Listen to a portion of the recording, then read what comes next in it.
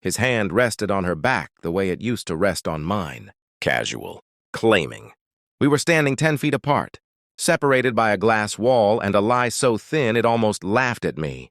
The restaurant was loud. Laughter. Silverware. The smell of money pretending to be warmth. He didn't see me at first. That was the worst part. The way betrayal doesn't rush. It strolls. She leaned in.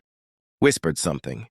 He smiled the smile he saved for deals and bedrooms. Then his fingers pressed lightly. Against her spine. Just enough to guide her forward.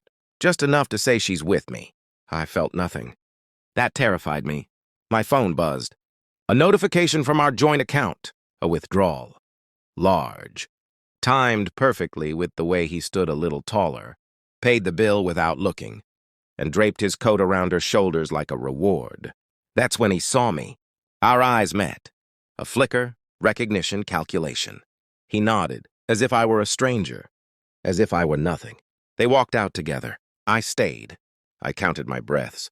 And somewhere deep inside, something quiet locked into place. He always said money was love, provision was loyalty, silence was peace.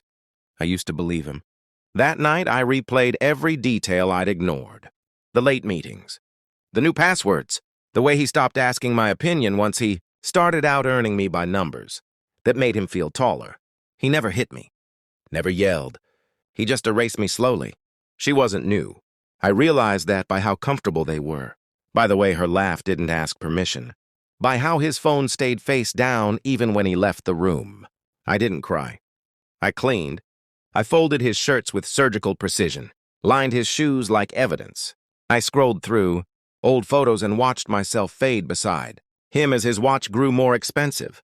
When he came home, he smelled like her perfume layered under his cologne. He kissed my forehead like a habit he hadn't bothered to break yet. "How was your night?" he asked. "Productive," I said. That was the truth. I didn't confront him, I observed. Patterns always betray people who think they're smarter than consequences. I synced backups, restored deleted messages. Found hotel receipts labeled as client entertainment.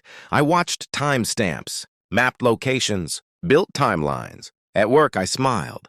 At home, I listened. He talked about investments now, big ones, risky ones. He talked at me, not to me. He assumed I wouldn't understand. He was wrong. I requested records quietly, consulted a lawyer under a fake name, learned how exposed he really was, how much of his empire sat on trust and my signature. I let him think I was shrinking. That's the mistake men like him always make. They confuse silence with surrender. At night, I lay beside him and planned. Every move felt like tightening a wire. The confirmation arrived on a Tuesday morning. Not shock, not relief, just alignment. I printed everything. The transfers, the affair, the misuse of shared assets, the lies documented in black and white. That evening, I set the papers on the table between us like place settings. He stopped chewing. "What's this?" he asked. "Your life," I said. "Accurately itemized?" He laughed once, too fast. Then he saw the numbers. The color drained from his face in stages. Anger tried to surface. Control failed to follow. "You went through my things," he said. I met his eyes. Calm, surgical. "You underestimated me." For the first time, he looked small. I didn't raise my voice. I didn't need to. I told him about the accounts frozen by morning, the pending audit, the prenup clause he'd skimmed, the investor call scheduled at dawn where I'd already submitted documentation. He tried bargaining, then blaming, then silence. She texted him, again and again. I slid his phone across the table. "Answer her," I said. "Tell her the truth." He didn't. I stood, took my coat, left him with the papers and the echo of his own arrogance. By sunrise, the trap closed. His name hit the wrong inboxes. His deals paused. His leverage evaporated. Money, stripped of trust, is just paper. By noon, she was gone. By night, so was I. I don't think about him anymore. Not the way he'd want. Betrayal doesn't break you if you stop trying to be seen by the person who chose not to look. I learned something precise in the wreckage. Power isn't loud. Revenge doesn't scream. Control is quiet, patient, and exact. He thought money made him untouchable. He forgot who taught him where to stand. The last thing I felt was not anger.